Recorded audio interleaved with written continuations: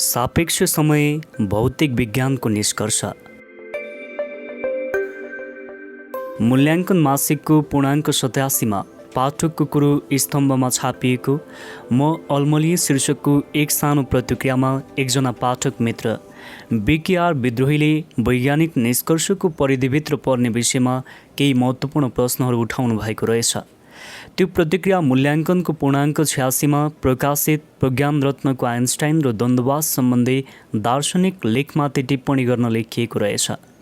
दार्शनिक बुझाइप्रति टिप्पणी गर्नको निम्ति लेखिएको भए पनि त्यस लेखमा उल्लेखित प्रतिक्रियाका प्रश्नहरू प्रत्यक्ष नै वैज्ञानिक निष्कर्ष तथा सिद्धान्तहरूसँग सम्बन्धित भएकोले विज्ञानको एक विद्यार्थीको नाताले मैले यहाँ ती प्रश्नहरूबारे आफूलाई थाहा भएका केही कुराहरू उल्लेख गर्नु सान्दर्भिक ठानेको छु। प्रतिक्रियामा पाठक मित्रले प्रज्ञान रत्नले उल्लेख गर्नुभएको परिवर्तनको प्रक्रिया बाहेक संसारमा अपरिवर्तनीय र अन्तिम भन्ने चिज केही छैन भन्ने कुरालाई टिप्पणी गर्ने क्रममा थुप्रै प्रश्नहरू अगाडि सार्नु भएको छ। उहाँले उठाउनु भएको विज्ञानको परिधिभित्र पर्ने केही महत्त्वपूर्ण प्रश्नहरू यस प्रकार छन्। 1. अहिले सेतो भनेर ऐतिहासिक र वैज्ञानिक तथ्यको आधारमा प्रमाणित भइसकेको कुरालाई पनि भोलि कालो भन्न सकिने आधार हुन्छ त? 2. पृथ्वीले सूर्यको परिक्रमा गर्नु अहिलेसम्मको अन्तिम सत्य हो कि होइन? के अबका दिनमा पृथ्वीलाई सूर्यले घुम्ला? पृथ्वीको खास स्वरूप भएको प्रमाणित तथ्यलाई किन अन्तिम भन्न मिल्दैन? नम्बर 3.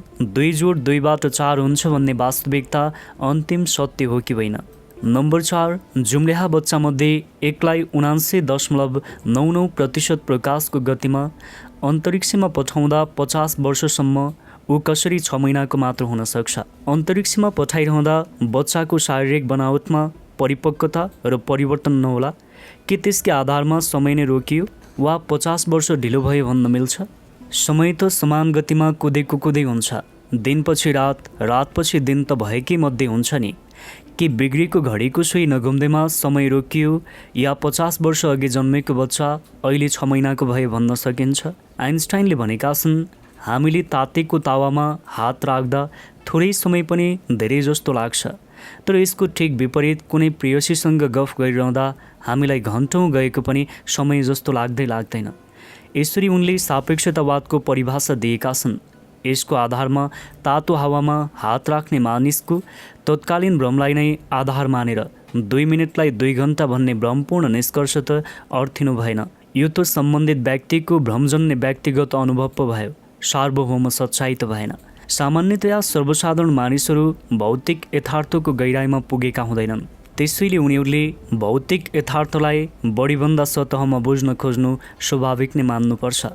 तर जीवन र जगतलाई यथार्थ रूपमा बुझ्न चाहनेहरू वा सत्यलाई वास्तविक रूपमा बुझ्न चाहनेहरूले भने भौतिक यथार्थलाई सतहमा होइन, गहिराइमा र सूक्ष्म रूपमा बुझ्न खोज्नुपर्छ। पाठक मित्रले माथि उल्लेखित प्रश्नहरू अगाडि सारेर हामीलाई भौतिक यथार्थको अलि गहिराइमा पस्नको लागि झकझक्याउनु भएको छ। यो धेरै राम्रो भएको छ। मानव सभ्यताको इतिहासको अलिकति ज्ञान राख्ने जो कोहीलाई पनि के कुरा थाहा छ भने मानवीय ज्ञान, बुद्धि, धारणा, विचार र दर्शनलाई विज्ञानको विकासले ठुलो प्रभाव पारेको छ। त्यसैले मानव समाजभित्रका अर्थतन्त्र, राजनीति, संस्कृति, सामाजिक व्यवहार लगायत सम्पूर्ण पक्षहरूमा वैज्ञानिक सिद्धान्त, वैज्ञानिक अन्वेषण र आविष्कारले आधारभूत भूमिका खेलेका छन्। हजारौँ वर्ष पहिलेदेखि विकसित हुँदै आएको विज्ञानले हरेक पटक के कुरा देखाउँदै आएको छ भने अघिल्लो समयमा पूर्ण र अन्तिम सत्य भनेर ठानिएको कुरा पछिल्लो समयमा अपूर्ण र आंशिक सत्य मात्र भएको यथार्थहरू उजागर हुँदै आएका छन्। त्यसैले हरेक समयमा वैज्ञानिकले अघिल्लो पुस्ताले दिएको निष्कर्षमा के कति कमी कमजोरी छन् ती कुरा पत्ता लगाई आवश्यक सुधार तथा नयाँ थप निष्कर्ष निकाल्ने प्रयत्न गरिरहेका छन्। त्यसैले हरेक समयमा वैज्ञानिकले अघिल्लो पुस्ताले दिएको निष्कर्षमा के कति कमी कमजोरी छन् ती कुरा पत्ता लगाएर आवश्यक सुधार तथा नयाँ थप निष्कर्ष निकाल्नको लागि प्रयासरत रहेका छन् र विज्ञानले यही बाटोबाट आफूलाई अगाडि बढाइरहेको पनि छ। तसर्थ हामी के भन्न सक्छौँ भने विज्ञानले कुनै पनि निष्कर्ष अथवा सत्यलाई कहिल्यै पनि पूर्ण र अन्तिम भनी ठान्नु भनेर सिकाएको छैन, किनकि वर्तमानमा हामीले जेलाई सत्य ठानिरहेका हुन्छौँ त्यो वास्तवमा त्यस क्षणमा मानवीय ज्ञानले हासिल गरेको उचाइको सीमाभित्रको वास्तविकता हुन्छ। भोलि मानवीय ज्ञानले त्यो सीमा नाग्दा हिजोको सत्य असत्य वा अपूर्ण साबित हुन जान्छ। मानवीय ज्ञानले नै सत्यलाई बुझ्ने गर्दछ। मानवीय ज्ञान अन्तिम कहिले हुँदैन, यो समय र परिवेशसँग सापेक्ष हुन्छ। त्यसैले सत्य पनि अन्तिम कहिले हुँदैन, यो मानवीय ज्ञानसँग सापेक्ष हुन्छ। विज्ञानले हामीलाई सिकाएको कुरा यही हो।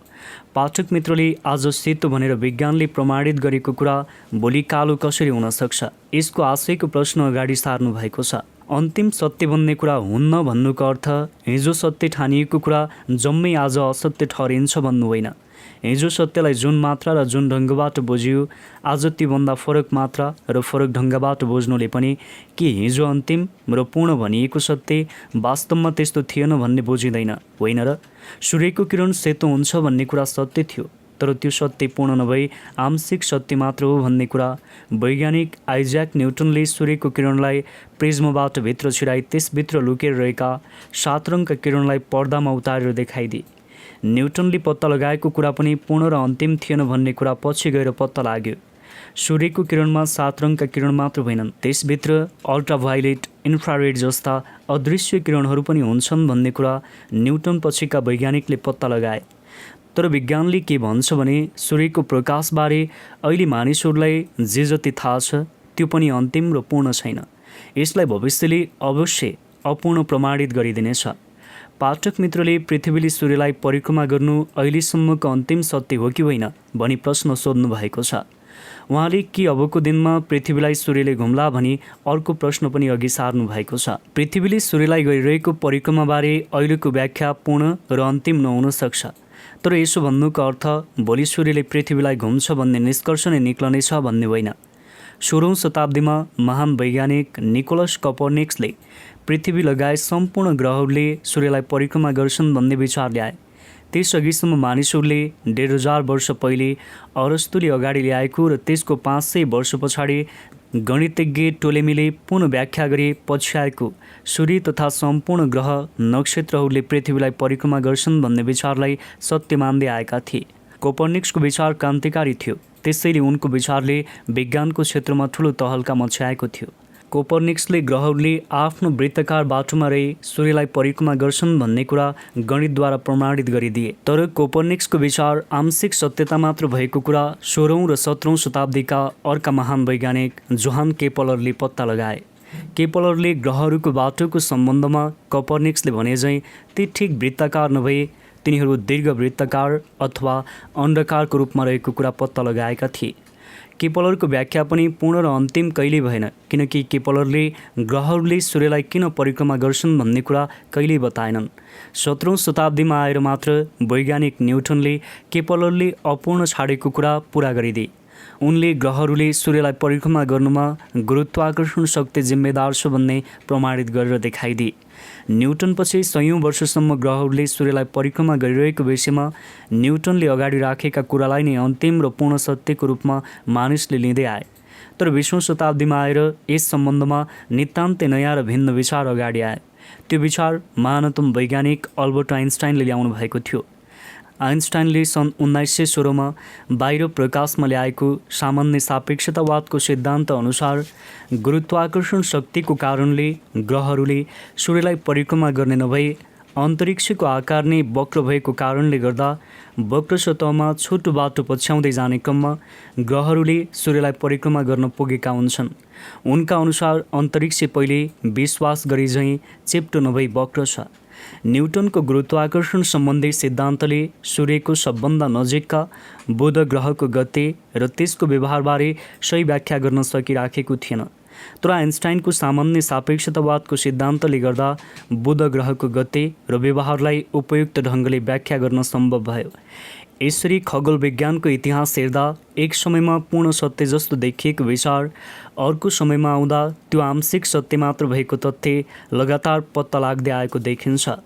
त्यसैले वर्तमान समयमा पूर्ण र सत्य जस्तो देखिएको कुनै पनि वैज्ञानिक तथ्य पनि भोलि गएर अपूर्ण साबित हुनेछ भन्ने कुरा हामी अनुमान लगाउन सक्छौँ।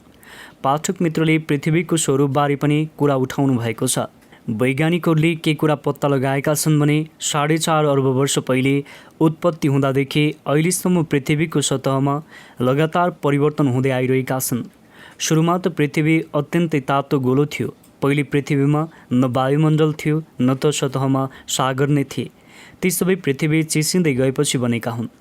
वैज्ञानिकका अनुसार करोडौँ वर्ष पहिले अहिलेका सबै महादेशहरू एकै ठाउँमा जोडिएका थिए। पृथ्वीको सतह विभिन्न भूखण्डहरू मिलेर बनेको छ।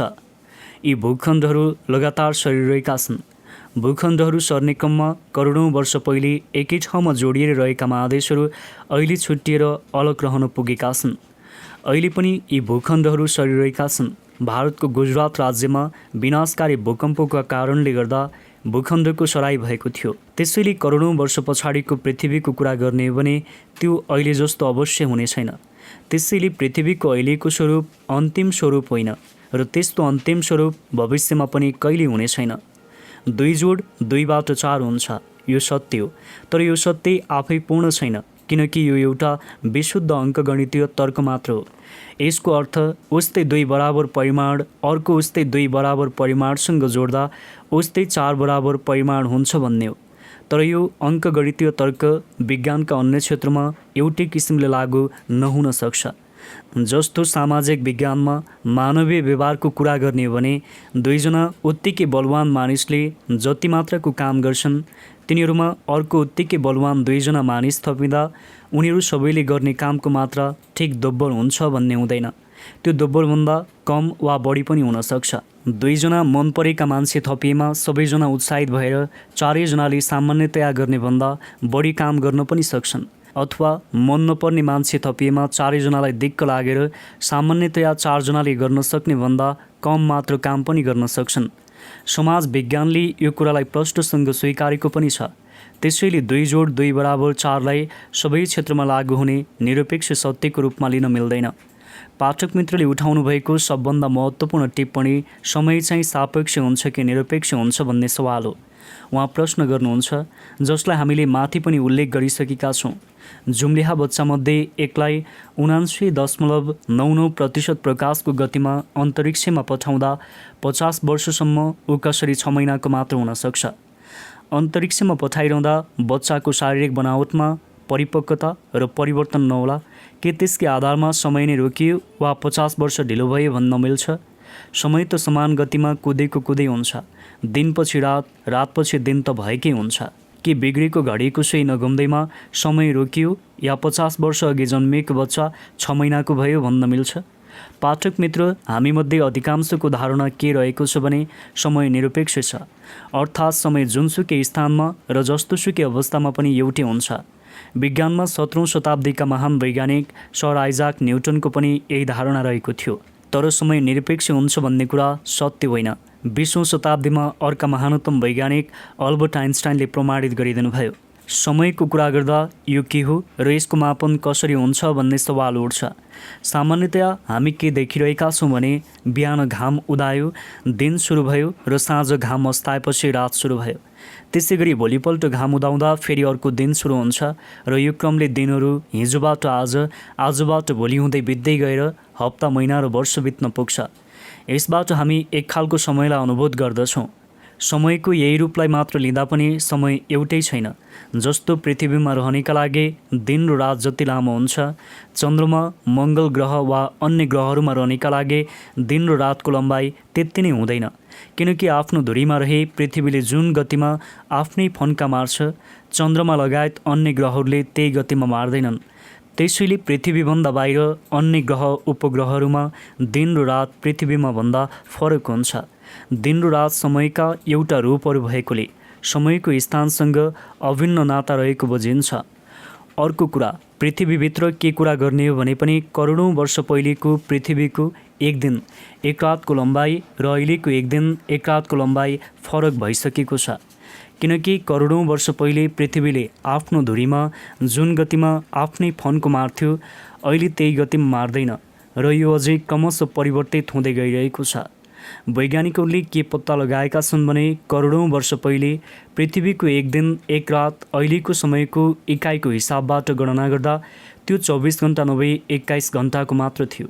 यसबाट अतीतदेखि वर्तमानसम्मको कुरा गर्दा समय सधैँ एउटै रहेन भन्ने निष्कर्ष निस्कन्छ। यसले समय निरपेक्ष होइन, यो सापेक्ष हुन्छ भन्ने हामीलाई अनुभूत गराउँछ। समयभित्र हेर्दा घटनाहरूको श्रृङ्खलाबद्ध गति देखिन्छ र त्यही गतिले हामीलाई समयको अनुभूति दिन्छ। अघिल्लो र पछिल्लो घटनाको व्याख्याले गतिलाई जन्म दिन्छ र गतिले समयलाई जन्म दिन्छ। त्यसैले गति र समयको बिचमा अन्योन्याश्रित सम्बन्ध हुन्छ। घडीमा समयको सबभन्दा सानो इकाइ सेकेन्ड हो। 1 सेकेन्ड समयमा प्रकाश 3 लाख किलोमिटर हिँड्छ। वैज्ञानिकहरू अल्बर्ट माइकलसन र एडवर्ड मोर्लेको परीक्षण माइकलसन मोर्ले एक्सपेरिमेन्ट नामले विश्व प्रसिद्ध परीक्षणको नतिजाको आधारमा वैज्ञानिक अल्बर्ट आइन्स्टाइनले प्रकाशको गतिको सवालमा एउटा महत्त्वपूर्ण सिद्धान्त अगाडि ल्याउनुभयो। त्यस सिद्धान्त अनुसार अवलोकनकर्ताहरू जुनसुकै गतिमा रहेको भए पनि सबैले प्रकाशको गति एउटै भएको पाउँछन्, अर्थात् प्रकाशको गति प्रति सेकेन्ड 3 किलोमिटर नै हुन्छ। आइन्स्टाइनको यो सिद्धान्त उहाँको विश्व प्रसिद्ध विशेष सापेक्षता सिद्धान्त थ्योरी अफ स्पेशल रिलेटिभिटीको एउटा महत्त्वपूर्ण भाग हो। प्रकाशको गति अवलोकनकर्ताको गतिसँग भर नपर्ने अर्थात् त्यो निरपेक्ष हुने तथ्यलाई आधार बनाएर आइन्स्टाइनले आफ्नो विशेष सापेक्षताको सिद्धान्तमा के व्याख्या गर्नुभयो भने तीव्र गतिमा रहेको व्यक्तिले कम गतिमा रहेको व्यक्तिले भन्दा समय ढिलो चलेको अनुभूत गर्छ। आइन्स्टाइनले उदाहरण दिनुभएको छ, मानव तीव्र गतिमा चलेको एउटा रेलमा यात्रा गरिरहेको एक व्यक्तिले रेलको सिलिङमा रहेको बत्तीबाट निस्केको प्रकाश भुइँमा राखिएको ऐनामा ठक्कर खाई पुनः बत्तीसम्म फर्कन लाग्ने समय नाप्दैछ। उसले के देख्छ भने प्रकाश सिधा तल जान्छ र पुनः सिधा माथि फर्कन्छ। अर्को एक व्यक्तिले रेलभन्दा बाहिर जमिनमा बसे रेलभित्रको त्यही प्रकाश सिलिङबाट तल भुइँको ऐनासम्म पुग्न र ऐनाबाट बत्तीसम्म फर्कँदाको समय नाप्दैछ। आइन्स्टाइन के भन्नुहुन्छ भने रेल बाहिरको व्यक्तिले जसरी रेलभित्रको व्यक्ति बत्ती र ऐना अगाडि सरेको देख्छ, त्यसरी नै बत्तीबाट निस्केको प्रकाशले सिधा तल जाने र सिधा माथि फर्कने नगरे त्यसले रेलको भुइँमा विकर्ण रूपी डायगनल छड्के रेखा कोर्छ। तसर्थ उसको अवलोकनमा प्रकाशले पार गर्ने दूरी बढी हुन्छ। तर सत्य तथ्य के हो भने प्रकाशको गति सधैँ समान हुन्छ। तसर्थ रेलको सिलिङमा रहेको बत्तीको प्रकाश तल भुइँमा रहेको ऐनामा ठक्कर खाई पुनः बत्तीसम्म फर्कँदाको समय रेलभित्र यात्रा गरिरहेको व्यक्तिले भन्दा बाहिर जमिनमा रहेको व्यक्तिले बढी भएको अनुभूत गर्छ। त्यसैले बाहिर जमिनमा रहेको व्यक्तिको तुलनामा त्यस गतिशील रेलभित्र रहेको व्यक्तिको लागि समय ढिलो चल्छ। आइन्स्टाइनले आफ्नो विश्व प्रसिद्ध सापेक्षताको सिद्धान्तमा गणितको सहाराले प्रमाणित गरेको एउटा महत्त्वपूर्ण कुरा के हो भने भ्याक्युममा प्रकाशको गति बाहेक निरपेक्ष मान्ने चिज केही छैन। न्युटनले स्थान वा अन्तरिक्ष स्पेसलाई सापेक्ष माने पनि समयलाई सापेक्ष मानेका थिएनन्, तर आइन्स्टाइनले समय सापेक्ष छ भन्ने कुरा प्रमाणित गरिदिनुभयो। माथि भनिसकियो, आइन्स्टाइनले देखाएअनुसार कम गतिमा रहँदा भन्दा तीव्र गतिमा रहँदा समय ढिलो चल्छ। कति तीव्र गतिमा कति समय ढिलो चल्छ भन्ने कुरा गणितबाट हिसाब गरेर निकाल्न सकिन्छ। अहिलेको विज्ञानमा यो नौलो र जटिल विषय बन्न छोडिसकेको छ।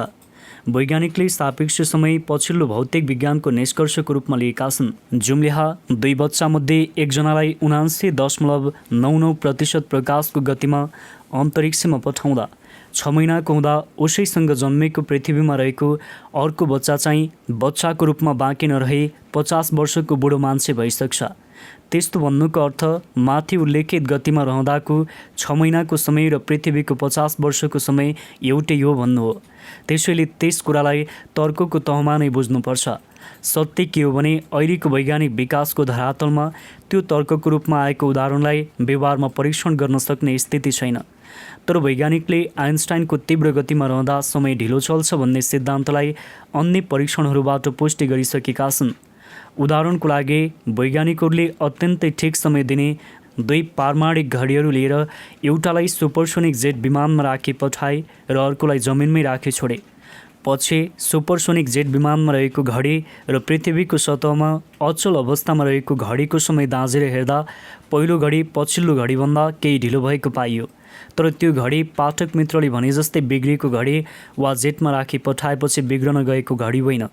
माथि के भनिसकियो भने घटनाको क्रमिक श्रृङ्खला नै गति हो र गतिले नै समयको अनुभूत गराउँछ। यहाँ घटना भनेपछि ठुल्ठुला देखिने घटनाहरूलाई मात्र बुझ्नु बेठिक हुन्छ। परमाणुभित्र कणहरूको गतिविधि पनि घटना नै हो। प्रकाशको गतिको दाँजोमा आउने वस्तुको अणु परमाणुभित्रका सम्पूर्ण गतिविधिमा फेरबदल आउनु सम्भव छ र त्यसले त्यस वरपरका सम्पूर्ण घटनाहरूलाई प्रभावित गरेको हुन्छ। र यही कारणले गतिअनुसार घडीले फरक समय देखाउने मात्र होइन, साँच्चै नै समयको चालमा नै फेरबदल आएको हुन्छ। पाठक मित्रले तातेको तावामा हात राख्दा र प्रेयसीसँग गफ गर्दाको समयलाई तुलना गरी 2 मिनेट र 2 घन्टा समय एकझैँ हुन्छ भनेर आइन्स्टाइनले दिएको उदाहरण भ्रमपूर्ण निष्कर्ष हो भन्नुभएको छ। पाठकलाई यसको उत्तर के छ भने तपाईँको कुरा गलत होइन, तर आइन्स्टाइनले त्यो उदाहरणमा 2 मिनेट र 2 घन्टा समय साँच्चै नै एकै हो भन्न खोज्नु भएको होइन। उहाँले त समयको अनुभूति सापेक्ष हुन्छ भन्ने कुराबाट साधारणभन्दा साधारण मान्छेलाई पनि समयको सापेक्षता बुझाउनको निम्ति मात्र त्यो उदाहरण प्रस्तुत गर्नुभएको हो। आखिर सामान्य व्यवहारमा अनुभूतिले नै समयको मापन गरिन्छ नि, होइन? सामाजिक व्यवहारमा पनि आइन्स्टाइनको सापेक्षताको सिद्धान्त लागू हुन्छ। जस्तो सुशीलले 25 वर्षमा पिएचडी गरे तर प्रतापले बल्ल 45 वर्षमा पिएचडी गरे। यस कुरालाई विश्लेषण गर्दा सुशीलको 25 वर्ष र प्रतापको 45 वर्ष बराबर भएको बुझिन्छ। त्यसैले पिएचडी पास गर्नु घटना र वर्ष भनेको समय भएकोले एउटै घटनाको लागि सुशीलको घडी ढिलो र प्रतापको घडी चाँडो भयो, किनकि सुशीलको गति पढाइको गति तीव्र छ र प्रतापको ढिलो छ। द्वन्द्ववादी दर्शनले कुनै पनि कुरालाई गतिमा हेर्न सिकाउँछ। हरेक कुरा गतिमा रहन्छ भने हरेक कुरालाई सापेक्षतामा नै बुझ्नु सही छ। समय सापेक्ष हुने कुराको उजागर गरेर आइन्स्टाइनले द्वन्द्ववादी दर्शनलाई नयाँ उचाइ प्रदान गर्नुभएको छ। तर कुरा बुझ्नु जरुरी छ भने आइन्स्टाइनको सापेक्षताको सिद्धान्त हाम्रो दैनिक व्यवहारमा भन्दा पनि ब्रह्माण्डका रहस्यमय जटिल प्रश्न तथा दार्शनिक सत्यहरू पुष्टि गर्न बढी उपयोगी हुने देखिन्छ। पत्थरको हतियारले लडिने चौथो विश्वयुद्ध। एक दिन कुनै एक व्यक्तिले अल्बर्ट आइन्स्टाइनलाई प्रश्न सोध्यो, तपाईँ परमाणु शक्तिका पिता हुनुहुन्छ। आइन्स्टाइनले व्यङ्ग्यपूर्वक भने, पिता मात्र होइन, तपाईँ मलाई पितामह नै भन्न सक्नुहुन्छ। त्यस व्यक्तिले फेरि प्रश्न सोध्यो, पितामह, अब तपाईँ के बताइदिनुहोस् भने अब हिरोसिमा र नागासाकीपछि युद्धमा कसको पालो आउँछ र कुन कुन हतियार प्रयोगमा ल्याइन्छ? के तपाईँको परमाणु बमलाई फेरि प्रयोग गरिन्छ? आइन्स्टाइनले जवाफमा के भन्नुभयो भने, म तेस्रो विश्वयुद्धको बारेमा त निश्चित रूपमा भन्न सक्दिनँ, तर के भन्न सक्छु भने चौथो विश्वयुद्धमा चाहिँ केवल पत्थरको हतियार मात्र प्रयोग गरिनेछन्। युद्धको लागि शिक्षा। राज्यले के ठान्छ भने आफ्ना नागरिकहरूलाई युद्धका सम्भावनाको बारेमा शिक्षित गर्नु अति जरुरी छ। तर यस्तो शिक्षाले केवल बच्चाको मन मस्तिष्कमा मात्रै दूषित गरिरहेको छैन, बरु त्यसले युवाहरूको मानसिकतामाथि पनि अत्यन्त नराम्रो असर पारिरहेको छ। युद्धको लागि शिक्षा एउटा ठुलो धोका हो। विगत केही वर्ष यता प्राविधिक क्षेत्रमा भएको विकासले सम्पूर्ण रूपमा नयाँ सैनिक स्थिति पैदा गरेको छ। अत्यन्त खतरनाक हतियारको आविष्कार भएको छ। हो त्यस्ता हतियारको आविष्कार जसले केही सेकेन्डमै ठुलो नरसंहार गर्न सक्छन् र विशाल भूभागलाई ध्वस्त पार्न सक्छन्। विज्ञानले अहिलेसम्म त्यस्ता हतियारबाट बचाउ गर्ने तरिका खोजिसकेको छैन। त्यस्तै आधुनिक राज्यले पनि अहिलेसम्म त्यस्तो भयानक स्थितिमा आफ्ना नागरिकहरूलाई पर्याप्त सुरक्षा दिन सक्ने क्षमता हासिल गरिसकेको छैन। Albert Einstein.